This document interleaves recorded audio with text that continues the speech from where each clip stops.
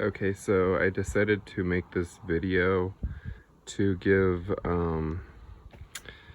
anybody a general idea of what you could do with your trailer, maybe an idea of what they would like or what they don't like. I'm making this little off-road trailer to go camping, and basically this is just gonna be a kitchen area, so I'm not cooking out in the dirt or out in the rocks. This right here is a shelf that I made for a refrigerator to sit on. It's a slide out, so then you can open up the top, access whatever you need in there in the refrigerator or freezer. This is the little pantry area.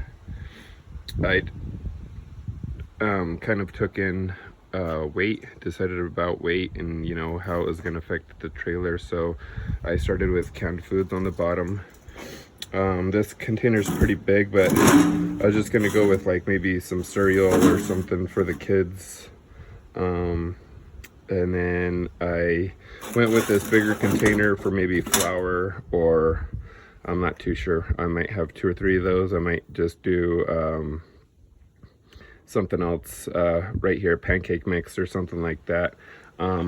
This top shelf up here is for that little container, and I'll probably have to make another shelf. I was thinking about bread, something so the bread's not getting smashed. I've got this container also for maybe snacks or bread or something like that that I'm still working on, so I'll have to figure that out. This is the little kitchen kind of prep area. I still need to make the doors for all of these,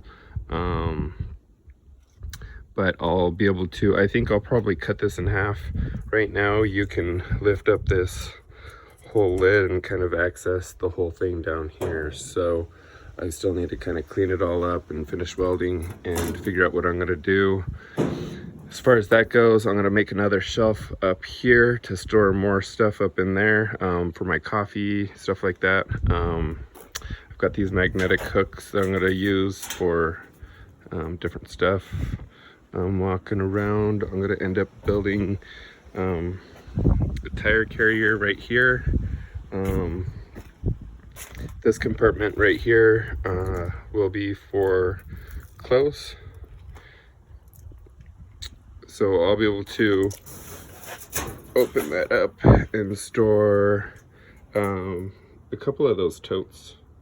Actually, that one will go there, and then you can store another one in here and a backpack off to the side, probably on both of them or whatever you need. I've got an Alacneck tent, 12 by 20, so that's what's going to go in here. It's not too heavy, so that's why I decided to stick it up in this top compartment. The tent, you can put a wood stove in it. It's a 12 by 20, like I said, Alacneck tent. So I've got a wood stove that's going to go inside here. That's a compartment for the wood stove. Underneath here is where the water container, water tank is gonna go. I put that right above the axle and the tires, so that way it's not so heavy and it doesn't really affect the trailer so much. I put expanded steel here, welded that in. It looks kind of tacky going through there, but it's actually nice and smooth and flush. I sanded it all down. This is the other side of the refrigerator box. This is just going to be a compartment probably for my instant hot water heater, those hot water heaters for the shower or whatever. So that's the door for that. This compartment up here in the front, I was just gonna have probably for tools, shovels and stuff like that, but I'm not too sure yet. I'm still working on this, and I need to make the lid a little bit smaller. Right now it's huge, and I didn't realize, I don't know what I was thinking when I kind of made that. I wanted to keep the angle of this going down to kind of make it so it didn't really affect the wind. The wind just kind of cut right up over it. So I'm still gonna keep it like that, I think, and just make it so the doors maybe halfway or so, maybe just not as big. That's what I'm gonna do there.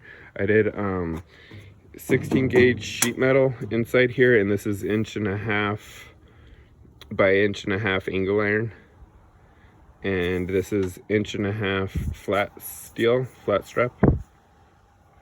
And that's what I made the whole trailer pretty much out of, is 1.5 angle iron and expanded steel, sheet metal, and a lot of places I had to go through and reinforce the expanded steel in with 1.5 inch flat strap to kind of keep it from bowing in or pushing in. So that's what I'm working on now. All of these are 3/4 inch angle iron that I just cut, and that's gonna be where the seal goes all the way around, and that'll keep it watertight, hopefully. I've got a little piece right here that I've been kind of using. It's like door seal, but that should hopefully push up against there so I can, sorry, you see my ugly fingers. But yeah, that should hopefully seal that off going all the way around. If you're working on trailers like this, you're gonna get frustrated. I bent this piece before I stuck it in, and I was trying to square this off and realized it was completely messed up, so I had to chop it out, throw another piece in, re-weld it in. Actually, it's just tacked in. You can see everything's just tacked in at the moment. I hate going through and welding something in and then finding out, oh, you've got to cut that out, or you've got to cut this out, and you've got to cut that out and cut that out to move this over because you didn't square that, or you didn't square this, or you didn't square that. I mean, you've got to square everything, but not only do you have to square it, but you've also have to measure it with the tape measure. You can't just say, okay, that's square and that's square, that's square and that's square, and then you think you're good because you're still going to be off. I just got these fenders on. I barely have those tacked in. I've got a fiberglass blanket here kind of protecting the tire while I was kind of tacking a few things in. I didn't really want my tire getting sparks or anything on there, but that's kind of how it's going. These clamps right here are probably the best thing I've been using. It sucks everything up flush to the point where you can smash that down.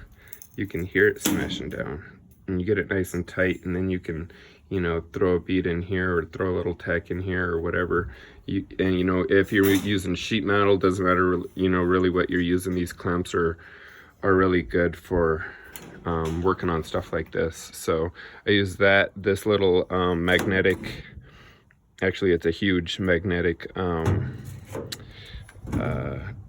square, so you can kind of square off your metal and have it, you know, just sitting there, and it helps a lot. You kind of have to keep these clean so you don't have a bunch of crap throwing you off, but it's nice to use these. I'll use these, and then I'll go and use an actual square to make sure it's where I need it. So that's how it's going. I'll have to update another video and show you how it's going. Thank you for watching. Bye.